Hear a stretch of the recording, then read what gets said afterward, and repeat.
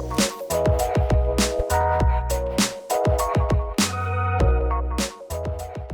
this is Bonnie Hageman with Real Life, Real Leaders, and today we have a dear friend of mine, Ken Pasternak, and he is calling in from Helsinki, Finland. Welcome to the program, Ken.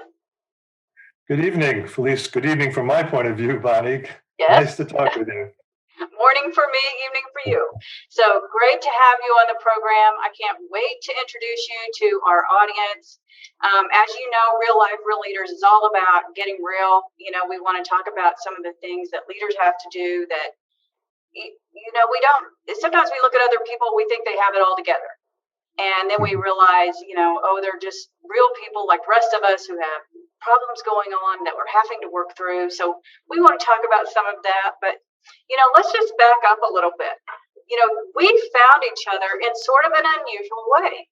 So years ago, you reached out to me. You want to talk about that? What caused you to reach out to me? Do you remember? Yes. Well, I was working all over the world, and at one point in time, I wanted to spend more time in the U.S. And having a place in Florida, which I split my time between Helsinki and Florida, I was looking for someone who I thought had a quality operation. And I noticed the name of someone who was on your supervisory board, who had done some work with many, many years ago. And he put me in touch with you. And it was a chance for us to just explore each other's backgrounds. And it was a lovely fit. Yes, it was. And I'm so thankful that you did it. I mean, we ended up having this great conversation after there was a meeting in Oklahoma City where we met. And, I remember having this great conversation and thinking how enjoyable it was to get to know you and that I would like to do some work with you. And then we were able to do some pretty fun things. So I want you to back up and talk about your background, but I have to throw this out there. So Ken wrote this book called Performance at the Limit. And it's fantastic. It's about Formula One racing, and but it's so much more than that. It's about leadership and team building and speed and innovation and all of the stuff that you can see around Formula One that actually applies to business. And so we were able to put together a really fun program in Miami a few years back where we had some Formula One race car drivers that were there and talking to us, and then Ken gave a great story. So that was a super fun thing, and maybe we'll get to how you even got to that, but give us a little bit of background on you. Where did you come from? How did you end up in Helsinki? Give us a little bit about Ken. Okay, here's the quick story, because it would take a very long time if I drew it out. I grew up in the suburbs of New York City, went to school in the New York area. Then when I went to university, I went to Yale and got a degree in engineering and applied science. After graduating, I had a chance to study in France for a year in Paris, and that opened my eyes to the international world. And I knew I wanted to spend more time in Europe, but I didn't have more money. I needed to go back to the States and get a job. Didn't know what to do. I wasn't quite sure I wanted to go into engineering. And I did a very methodical, systematic search using the book called What Color is Your Parachute? And it's still out there. I know that book by Richard Bowles, isn't it? That's right. Yeah. And this was probably the first edition that I was working with. And, who am I? What do I want from life? What am I good at? What do I need to be happy? And to make a longer story short, I ended up applying to banks in New York City to enter into their corporate banking management training programs. And lucky enough to get accepted by Citibank. And I ended up really, really taking to it, although I had a huge learning curve. I had never had accounting, economics, corporate finance, anything like that. But I spent 6 wonderful years in New York. And I, every year, kept asking at my performance reviews, I want to go abroad. I want to go abroad. And Citibank was the largest international bank at the time. It had offices in over 100 countries. And finally, after 6 years, they sent me to London. And I worked at the European Training Center. I had never taught before, but I found this was really great fun. It was a new skill set. And I was teaching basic risk management and credit analysis and selling skills and negotiating skills, and did that for a few years until it was time to go back to a line assignment. And they said, "Do you want to go to a new frontier?" And that turned out to be Helsinki, Finland. Finland was the first bank allowed to open up in Finland, first foreign bank. And I was in charge of the corporate bank up here at a great time when the country was growing, very, very sophisticated finance going on. And I did that for 4 years. And then the bank asked me, because of this training background I had, do I want to take on a special assignment? And it was to go to Istanbul to be seconded to the Central Bank of Turkey to build for them a world-class residential training center. And we can perhaps come back to that because it was a key turning I point want for to me talk about that because in my life. I'd ask about that. After doing that job, which we can talk about in a while, I couldn't see going back to a basic banking job. And I was fortunate to find a group in Citibank that did consulting for other banks. So we had offices in those days in Bogota and Manila and New York. And they said, "Can you do something in Europe?" So family and I moved to Brussels, and I found myself obtaining business and then delivering consulting, less so on banking now and more into strategy and people issues, organization development, and so on, all over Europe, and even into Eastern Europe and into China, as a matter of fact. And you were doing that for Citibank? So it was sort Yes. of like Accenture, a Boston Consulting Group or something inside of Citibank? That's right. That's right. Yeah. And the upside was I had a salary and a bonus. The downside was I wasn't on a partner track to make huge amounts of money that you can do in a BCG or a McKinsey or somewhere else. Traveled a lot, liked the job, but eventually I was headhunted after several years to join a bank in London called the European Bank for Reconstruction and Development. And that bank was set up in '91 to assist the transition of Eastern Europe and the former Soviet Union countries into market economy, private sector type businesses.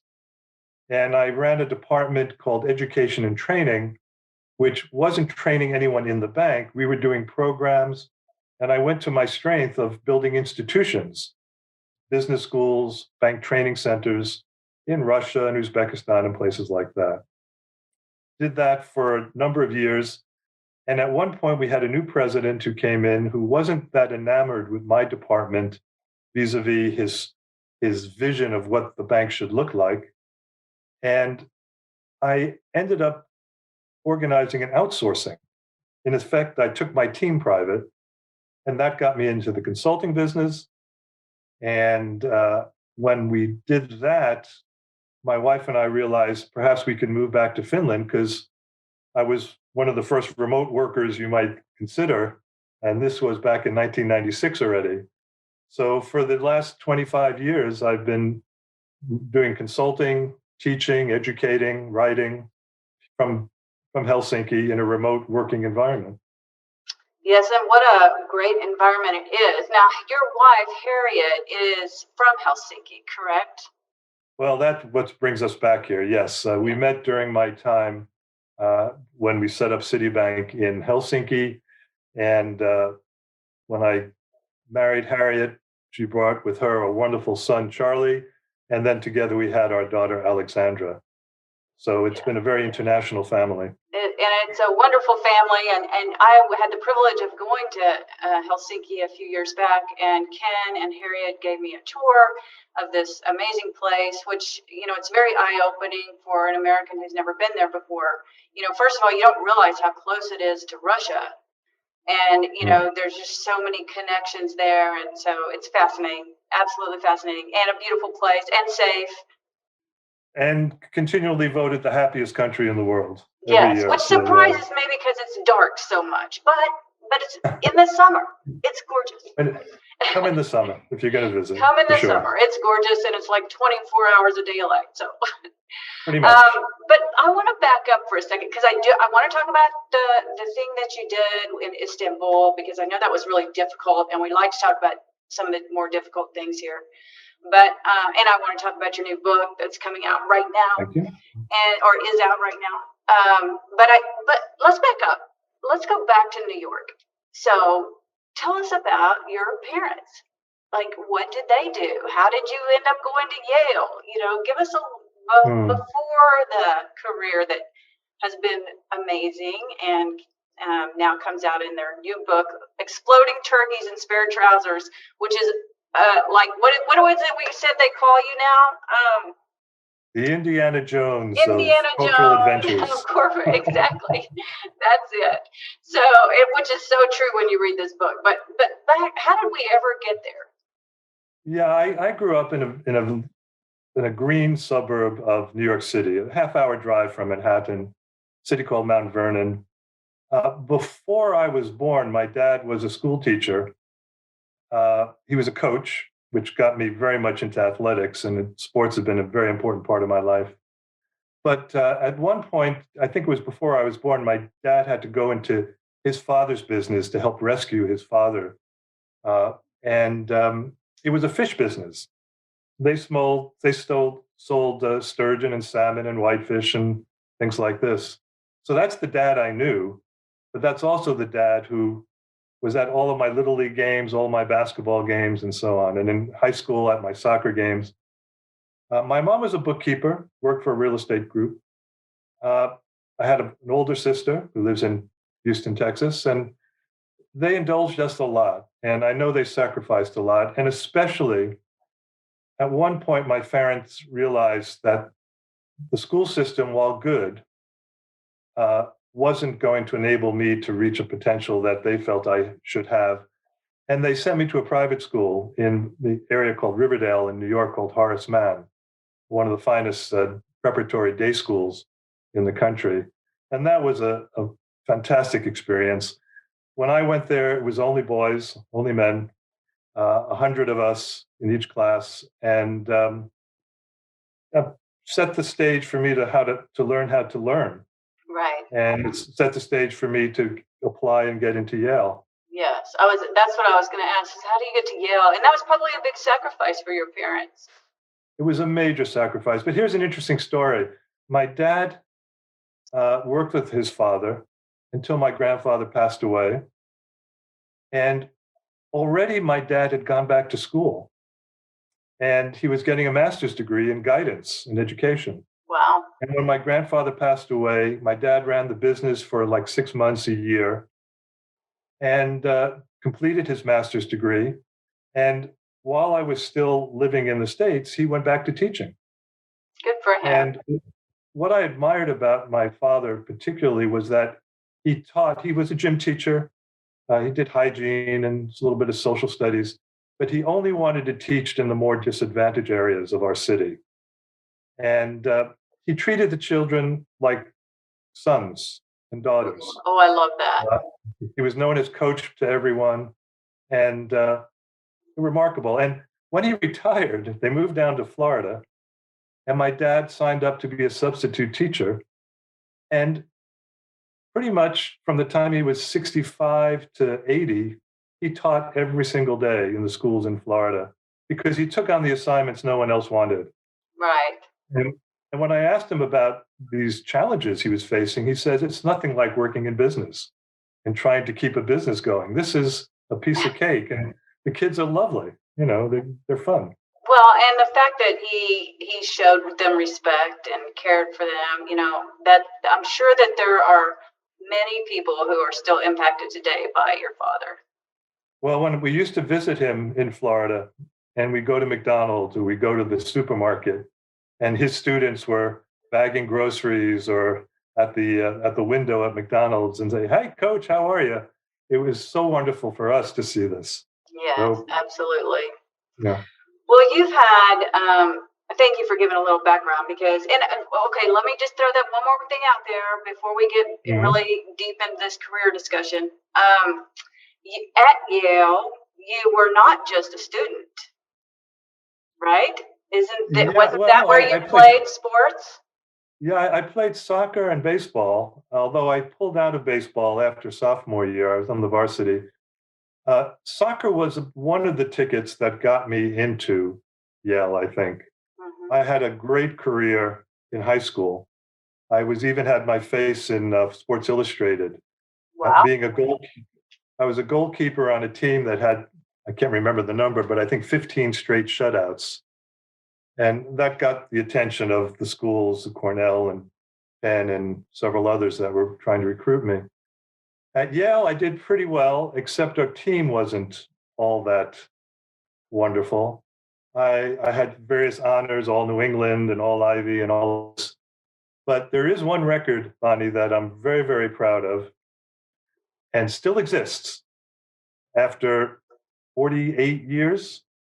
And it's the most career saves as a goalkeeper. Oh, that's amazing.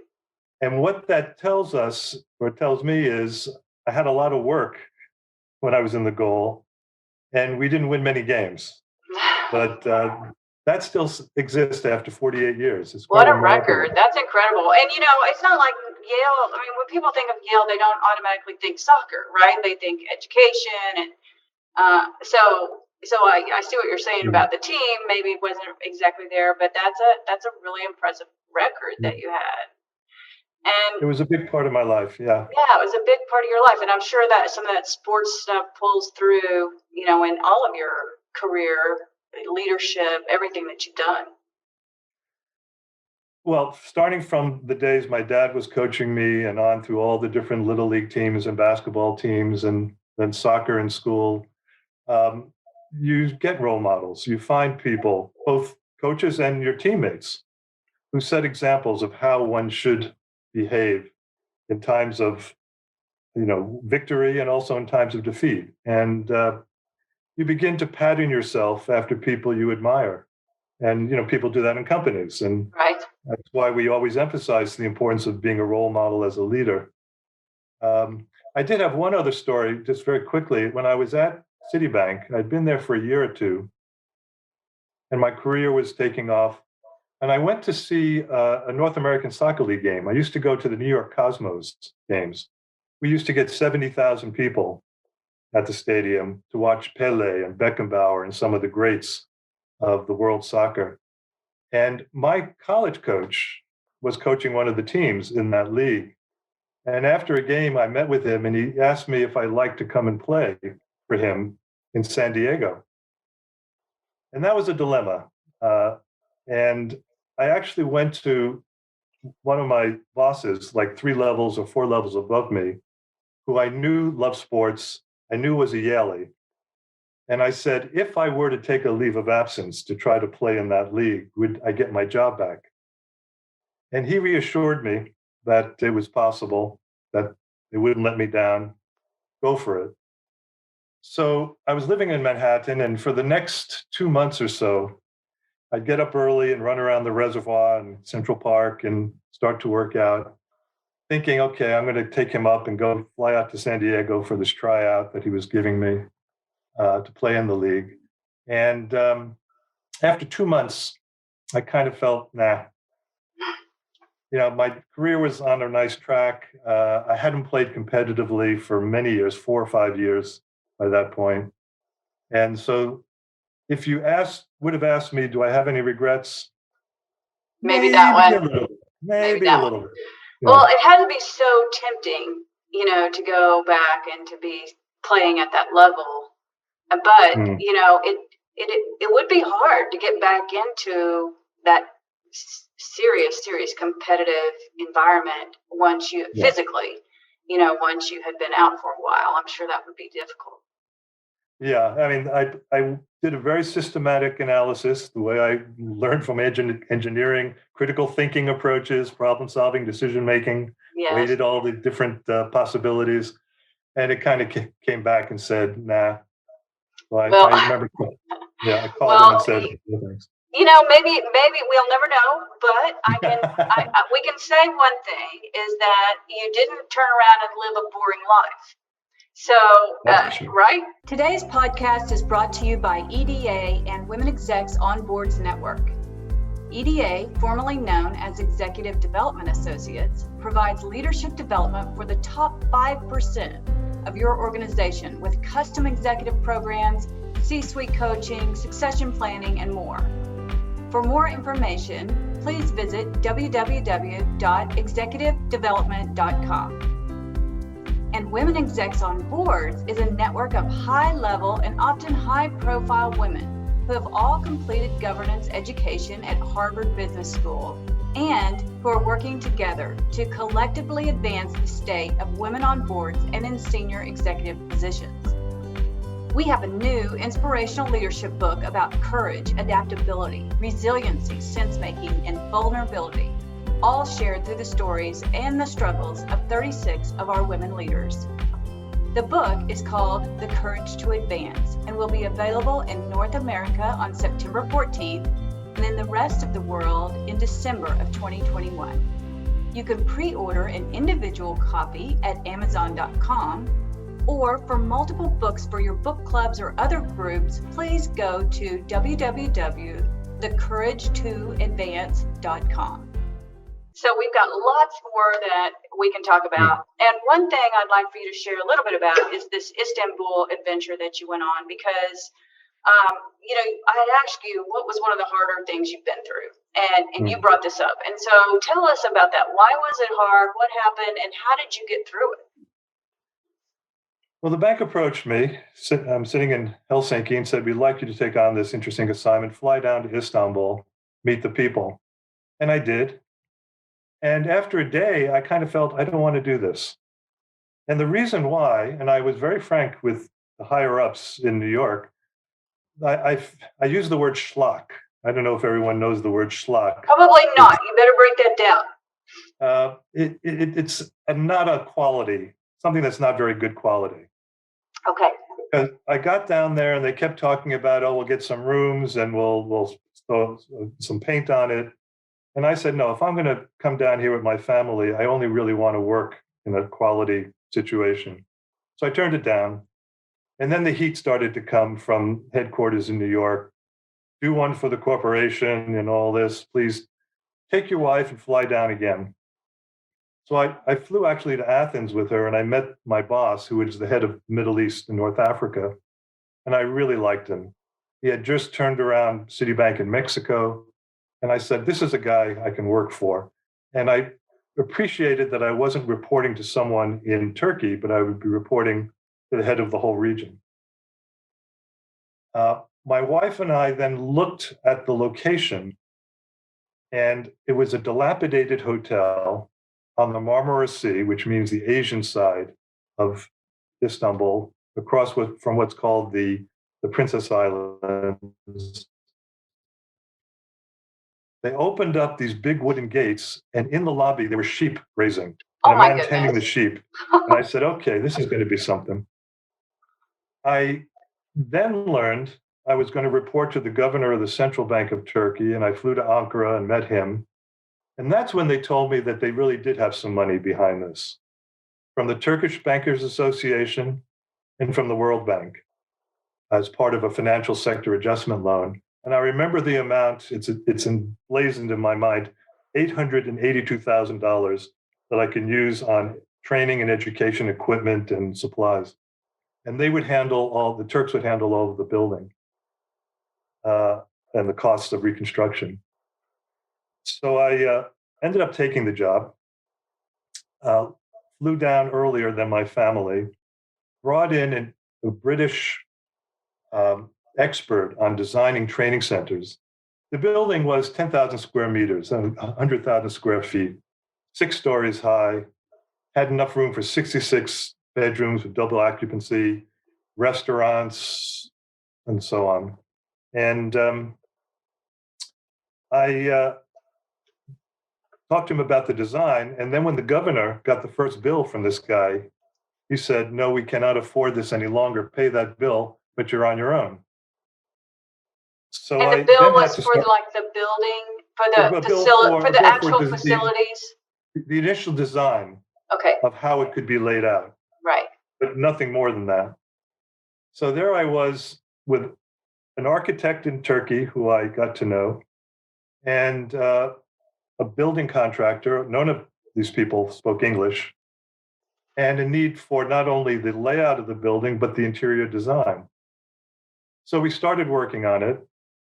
The governor said to me, we want it done in like 9 months or 12 months. We really had a tough schedule and a lot of issues trying to turn this into a world-class facility. And that's when I also recruited my dear wife after she moved down with the kids to Istanbul. And I said, I need help on the design.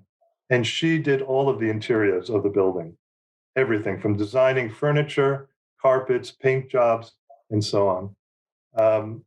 So we worked as a team for that period of time. And we opened up officially about a year after I arrived. And it was a great success. It was tough for a number of reasons. One, I had never managed a project this complex. I had never done building work. I was working in an environment where I was trying to learn the language. I got thrown the curveball and had to recruit my wife at no salary, by the way, to help me out, while she was also taking care of our kids at home. And over the 2.5 years we were there, because of politics, I ended up having to work for 3 separate governors of the central bank. Oh, They wow. changed almost every 9 months. So my boss, my stakeholders were changing. I was also competing with the Turkish banks who were very proud and didn't want to have me doing training that they thought they should have. So all of this to say why this was a formative experience that I worked through. I learned a lot. Got very tired. Got I'm burned sure. out after 2.5 years. I had to leave because it was just too much, but had a chance to enjoy the success of it as well after we got it started. There's so much in there. So, talk a little bit about when you're talking about the governor of the central bank, just sort of break that down a little bit because, a lot of our listeners are American. They might not understand, Mhm. what are the Yeah. relationships? It's like the head of the Federal Reserve in the United States, Okay. in Washington. Good comparison. They're responsible for monetary policy. And at the time, the governor was also the head of the Bankers Association. The Bankers Association wasn't an independent group like the American Bankers Association is in the States. So he had total control, or the person in that position had total control of the banking industry. I see. And the banking industry was huge. There were like 65 banks. Maybe 15 to 20 were public sector banks, which enacted policy of the government in agriculture and in all kinds of areas of development. And then the rest were private banks, very, very smart people.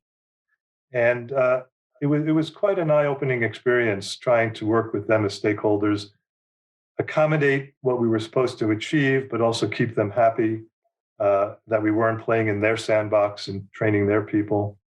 So it was a kind of a dance that I was doing with both knowledge that I was accruing as it went along and a lot of bravado.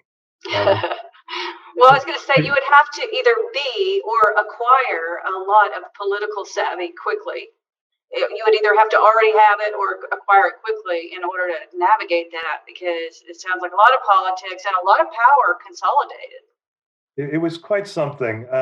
I had, as I said, lived in France, I lived in England, I lived in Finland. So I was accustomed to dealing in other cultures, but Turkey was something else, quite a different culture. It was a developing economy, developing country. And I had to really learn quickly how to find the right people, find my allies, find my enemies, my foes, and walk the line between all of that while still delivering on the project. And you So it said was, it was a you great experience. experienced burnout. So talk about that. Like, what did that look like, and how did you get through it? It was tough work because of all of these mental pressures I was getting from so many different stakeholders and delivering on something I knew nothing about. Um, the funny thing is, and this is just a coincidence, we lived in Istanbul on the European side, and because of my position and the way Turkey worked, I had a driver, a nice car that I had bought, a used Mercedes from a German banker who was leaving. And so I would be driven around everywhere. I had a Nokia Walkman phone that I carried in the car to my office, to my house, because on any given day in Istanbul in those days, either the water wasn't working, the telephone wasn't working, or the electricity wasn't working. But that Nokia phone, and I wrote a story about it in Exploding Turkeys, always worked. So it was the pressures of the stakeholders, the deadlines, working in areas which were new to me, a different culture, um, all of that, and then trying to keep the family happy. My wife also working hard and coming home at night, and trying to spend time with the kids. Having said that, we love Turkey. We love the people, but it took its toll. After about 2 years, I was feeling the pressure and the pain. Even though by that point we were successful, I knew we needed to move on. We needed to find a way to the next assignment. Well, and just for other listeners who, are maybe potentially wearing themselves down, tell like what were your symptoms that you knew you were starting to get into burnout phase? Well, there was a physical pain, from the tension headaches and the neck, and you can Right. feel it physically. So I was actually going for treatments to the hospital nearby to try to relieve the tension in my back and my shoulders. So there's that physical signal or symptom that tells you your body is saying, slow down, be careful. It was also, from a mental point of view, the harmony that you're trying to create between your work life and your private life. I began to see that there was no harmony. It was one was affecting the other, but not positively. Mhm. Trying to be at the school events for the kids and so on and so forth. So I think it's just a question of reading yourself, being in constant touch with yourself, taking your temperature Mhm. in the broader sense. No, I love the Am I word you where I want said. to You, be? you you said it's signal. And I think that's perfect. Like it was a signal to you. Like my body's starting to break down, and Hmm. so I think that's it's important for us, to pay attention to what's going on with us. And it's also a matter of, I came to the job with a vision of what I thought this institute should be. I was very consistent and insistent that we deliver on the quality and the vision that I had, which of course I had to sell and my stakeholders bought into. So that's what they were expecting. But after 2 years, I realized I delivered. So the other measurement I was taking was, what more can I do? This was so exciting, so intense. The next 2 or 3 years, if I stayed, would be maintenance. Hmm. And the thrill Right. of that was not going to be there. So I realized, well, maybe I can think about moving on because this was great, but what's the next challenge? No, that's a good point too, because we leaders have different skill sets. So there's the people who come in to build, to create, to get it going, and then they're not always the best person to continue to run it. A lot of times, you need someone to come in who then puts the next level of maturity into it, and who puts those systems and processes that are fine with maintaining and making it run like a well-oiled machine versus building. But on the other hand, keep in mind that great corporations in trying to develop their talent pool are very active in giving them stretch assignments. That's just true. And Yes. and so when I kind of was able to step back, this was Citibank saying to me, can he do it?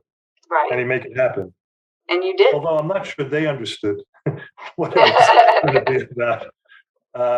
It's sort of like, throw your kid in the pool and hope they swim. I mean, and there had been a whole, this is banking in a different era, actually, when there's a whole generation of international staff who opened up offices in Tehran and Syria and Kenya. And, they had marvelous war stories to tell about how this happened. And one of the things I did, I was told I should talk to a man who was almost at retirement age. In fact, Citibank had retired him, but put him in a job in Florida, a job which would have been his last position. But prior to that, he had spent 25, 30 years working for Citibank all over the world. And he knew Turkey. He opened up Citibank 30 years before that. So I hired him. And I took he and his wife, he was American, his wife was Colombian, took them to Istanbul, and he became my éminence grise, the man I could talk to. He didn't have much idea what I was trying to do building this training center, but he understood people, he understood cultures. And so perhaps I hadn't thought of this before, but having someone there as my partner who I could talk to at night, share the frustrations, who's been there, done that, who might not have the expertise to deal, with the specifics I was dealing with, but had the experience and the presence to help me vent and talk through issues. That was a very important part of this experience. That sounds like it. And I'd ask you too in the survey ahead of time, just what helped you get through, and you didn't mention this, so that's a really good point. I hadn't thought of it until just right. now. No, it's really good though. It's like having someone to sort of okay. So we talk about it in our trends research, this idea of sense making, deep reflection. And so that means like when we're stopping to think about what's happening and we're actually talking that through and thinking that through with others so that we can make sense out of it. And it sounds like that you had that. Yeah. And perhaps, Bonnie, I didn't know that that's what I was doing. Now that I've engaged and grown and learned about how good coaches work or mentors work, it's probably a good way to describe what was happening. Right. And it doesn't matter what the label is. I mean, you're still doing it, even if you didn't know what it was called.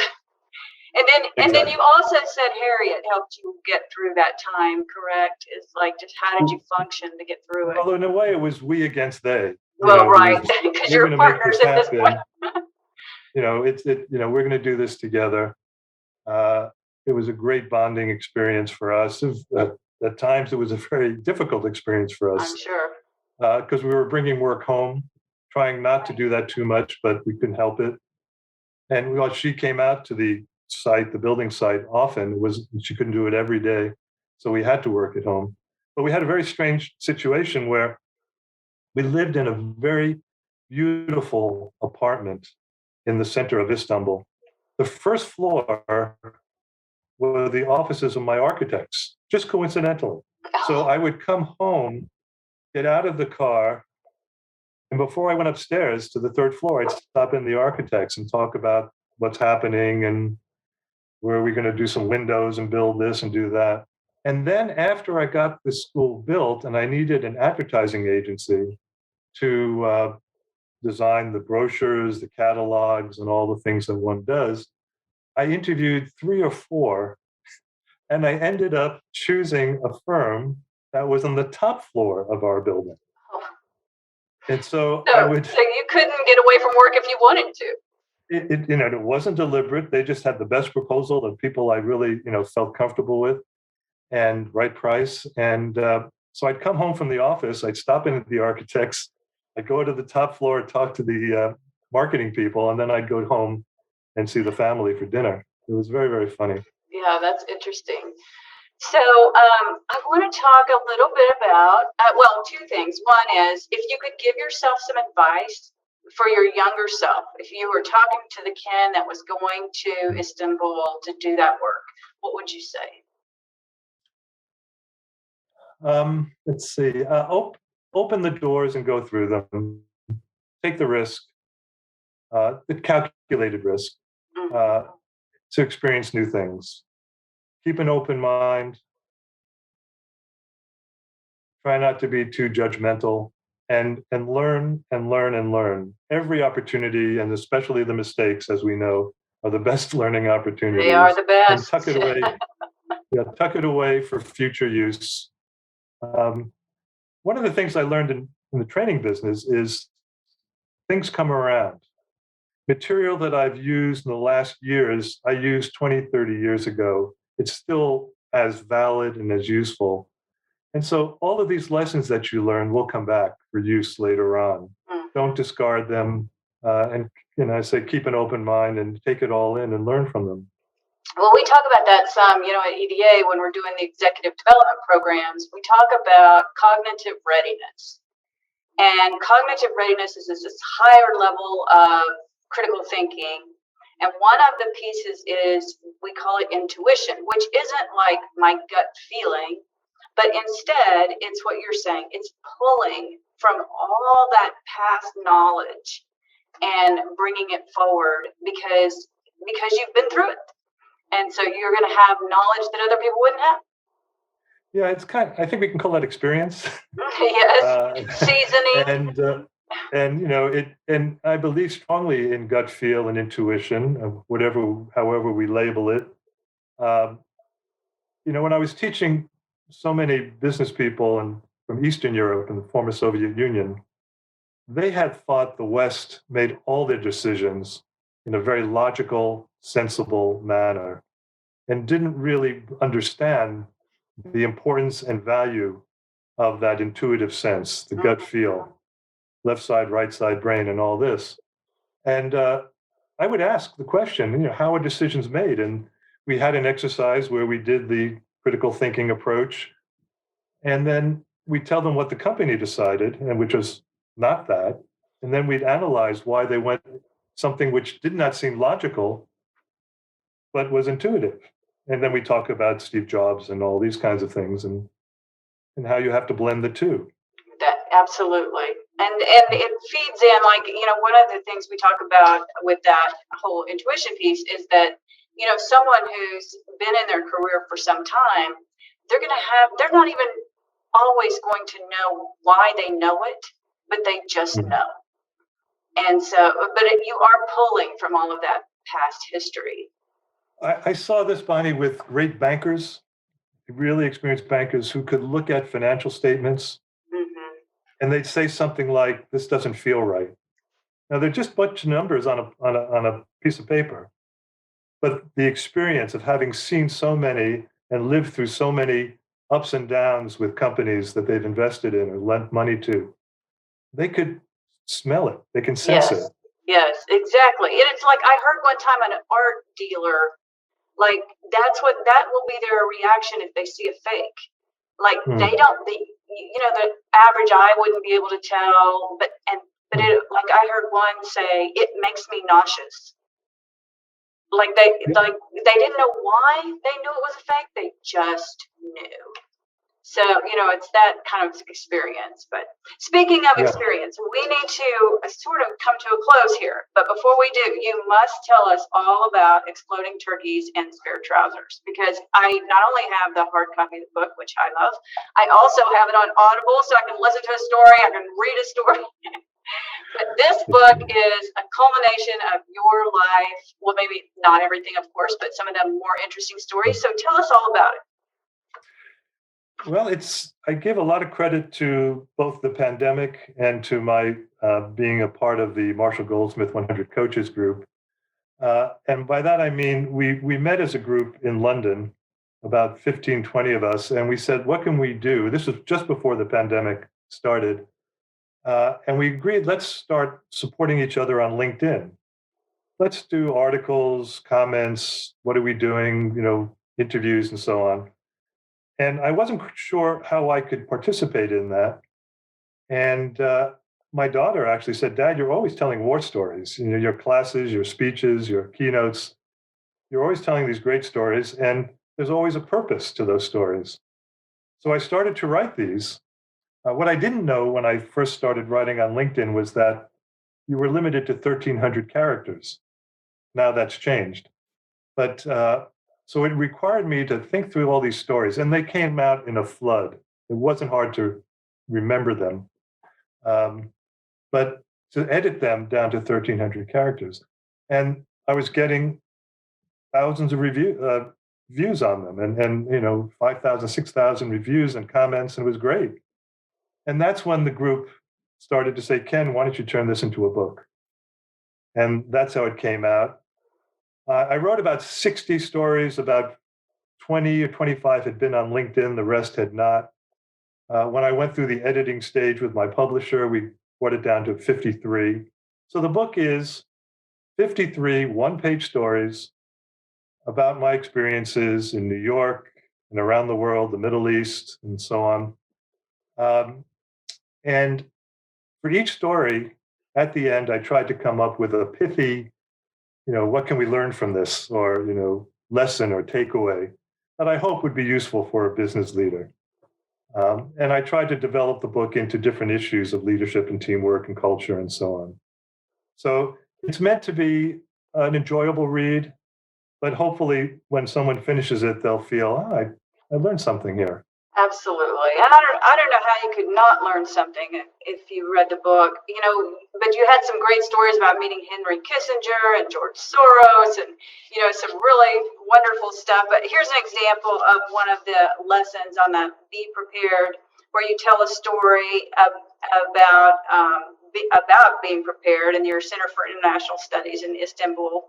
And that at the end you said, be prepared is a powerful motto and a fundamental way to approach all situations you encounter. And, that's one of the things that when moving away from coaching now as we convert to more of a tech company. But in my coaching, where I've coached so many leaders, one of the things I've always said is always prepared and always on time. Things that matter.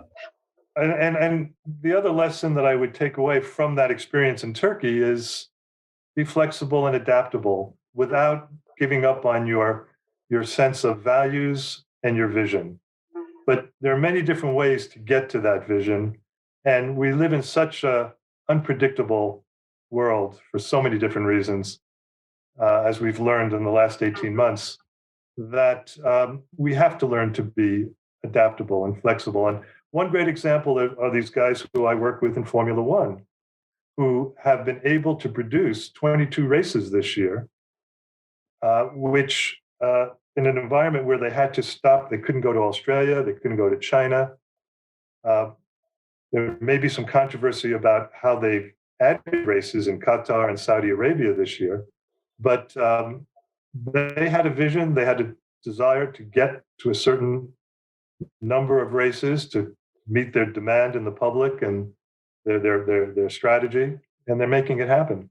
And they adapted. We talk about in sports, like you in soccer, I play basketball, an adaptive stance. And that is that prepared, like if you imagine an athlete, they're in that physical preparedness to go this way or that way. And really, that's what we need. We need to be that individually and just like you're saying about Formula One, like as an organization, to be able to adapt and have our adaptive stance. While you're staying true to your values. Yes, true. Definitely stay true to your values. It's funny you said that because I did another podcast earlier today. We were talked a lot about values and the same thing, like don't lose your values no matter what. Like that's one of the most important things. Well, we're coming to the end and we need to wrap up, but I just want to encourage all of our listeners to get Exploding Turkeys and Spare Trousers. Also, his other book, Performance at the Limit, both fantastic. You can get them wherever books are sold, Amazon, anywhere. And Exploding Turkeys is coming out in another language or some more languages, correct? No, for Exploding Turkeys is only still in English. Performance at the Limit, Business Lessons from Formula One is in Mandarin, Chinese, Turkish, and Japanese. Okay. But we're working on the Exploding Turkeys for a foreign language soon. Okay, well, for the most part, I think more people speak English anyway. It's us Americans who can't speak any other languages, but or not as many. Anyway, well, thank you, Ken. It's been great having you on the program. Always love having conversations with you, regardless of where we are or how we're doing it. So thank you very much.